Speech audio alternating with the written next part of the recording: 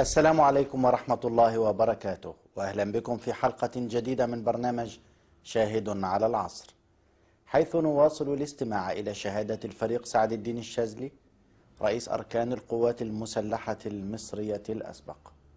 مرحبا سعادة الفريق. مرحبا بك. في هذه الحلقة الأخيرة من هذه الشهادة المطولة على العصر، نبدأ من حيث تمت إقالتك من رئاسة أركان القوات المسلحة في 13 ديسمبر 1973. لماذا اتخذ الرئيس السادات قرار الإقالة بداية؟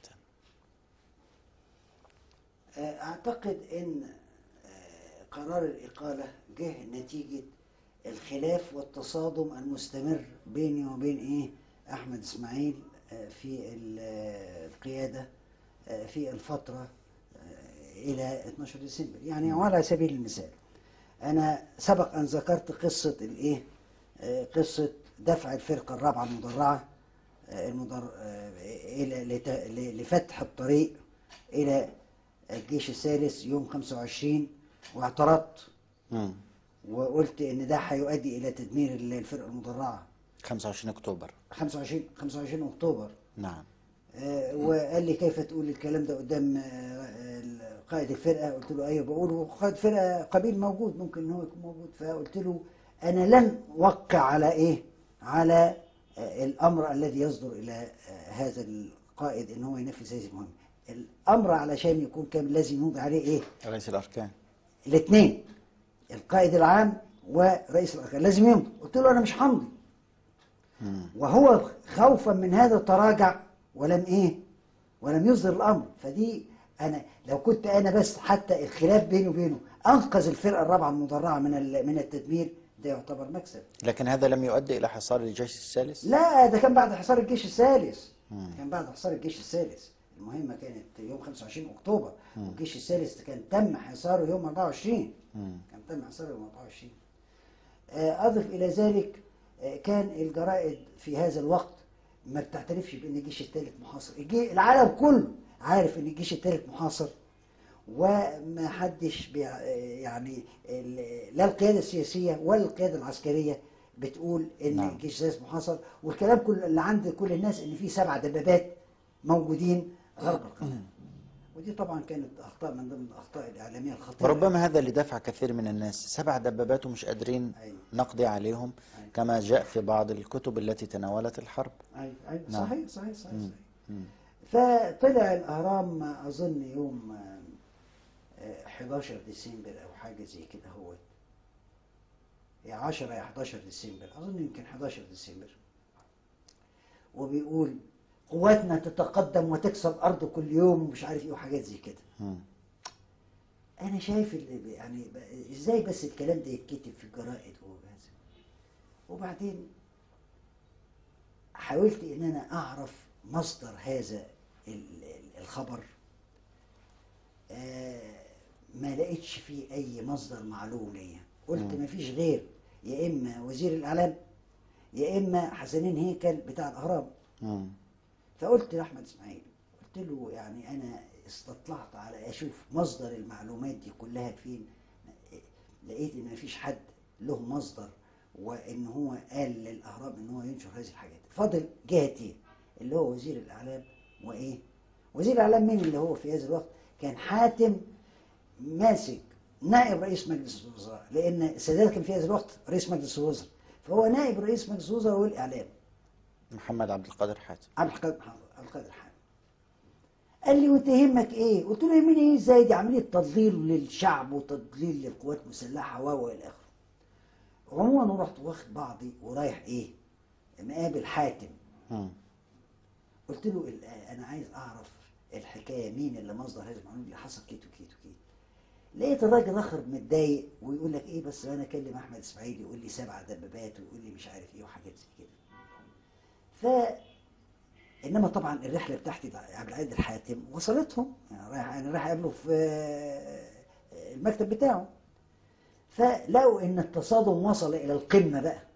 المهم تاني يوم الاهرام طلع نوع من التكذيب ان الكلام ما هوش، لان هو تبص تلاقي لما يجوا يحبوا يدسوا خبر، يوم يدسوا خبر ويقول لك ايه المعلومات من ايه بتوع الرقابه الدوليه.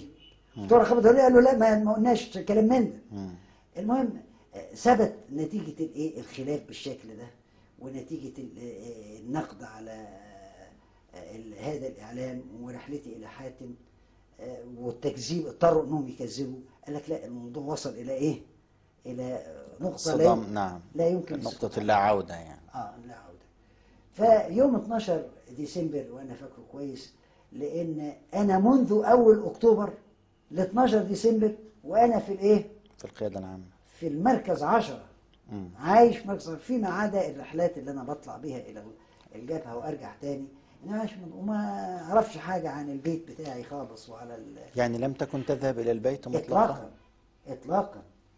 يعني ولو ان الموقف يعني بعد ما وصلت القوات الدوليه وبقى نوفمبر في خلال شهر نوفمبر كان موقف مستقر. نعم. ولكن ما هنش عليا ان انا ايه اروح البيت و50,000 من القوات المسلحه موجودين في الحصار محاصرين. فقلت لا يمكن يعني نفسي ما تجيبنيش. فاستمريت في هذا الوضع لغايه 12 ديسمبر. وبعدين 12 ديسمبر ده بقى كان ايه عيد زواجي 13 ديسمبر. قمت قلت ايه اخد اجازه يوم اخد اجازه يوم في ايه بهذه المناسبه. فرحت البيت يوم 12 ديسمبر ليلا، ولشيء غامض لميت المذكرات بتاعتي. انا باخد نقط يعني مثلا يوم كذا، النقط الرئيسيه يعني كده خدتهم في المكتب بتاعي، من المكتب بتاعي معايا في البيت. وبعدين وانا بعد ما وصلت البيت بما فيش يجي ساعه بصيت لقيت احمد اسماعيل بيكلمني بيقول لي عايزك تفوت عليا في الايه في الوزاره. قلت له ما تخليها لبكره، ما احنا طول النهار موجودين. قال لي عايزها ضروري. طيب خدت عربيتي والايه ونزلت رحت القياده. فلما رحت هناك بعد المجاملات، هل شعرت اثناء المكالمه بشيء غير طبيعي؟ لغايه دلوقتي ما فيش شيء طبيعي، انما هو في توتر. ما فيش شيء غير طبيعي. ما فيش يعني التوتر الطبيعي الموجود. التوتر الطبيعي الموجود، ما فيش شيء يعني. فلما رحت لقيت الجمصي موجود عنده في الايه؟ في المكتب. فلما دخلت الجمصي طلع وقعدت انا بقى فيه. كيف كانت علاقتك بالجمصي؟ علاقة عادية جدا، علاقة زملاء، وجمصي ضابط كويس ومطيع وما فيش مشكلة ابدا يعني. كان رئيس العمليات؟ كان رئيس العمليات ونائب بتاعي، يعني اذا غبت انا يكون هو الايه؟ رئيس الاركان. يكون نائب اللي هو رئيس العمليات ونائب رئيس الاركان. ونائب رئيس الاركان. فلقيته فطيب والجمصي طلع وقعدت معاه. وبعدين بيقول لي بقى ايه رئيس الجمهورية بيقدر المجهود اللي انت بذلته في ايه الكلام بقى الدبلوماسي. نعم.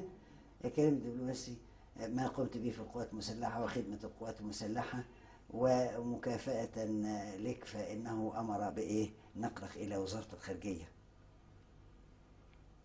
أنا بقى إيه قلت له طيب عموما. لا قول لي انطباعك. لا ما انا هقول لك اهو ده ما انت لازم تعرف على طول. قلت له والله اذا كان هذا تقدير من رئيس الجمهورية فانا اشكر رئيس الجمهورية على هذا التقدير واعتذر عن قبول هذا المنصب اذا كان السبب هو تقدير. اما اذا كان جزاء فارجو ان تفتح الملفات وتكون هناك ايه محاكمة علنية لنعرف من المسؤول.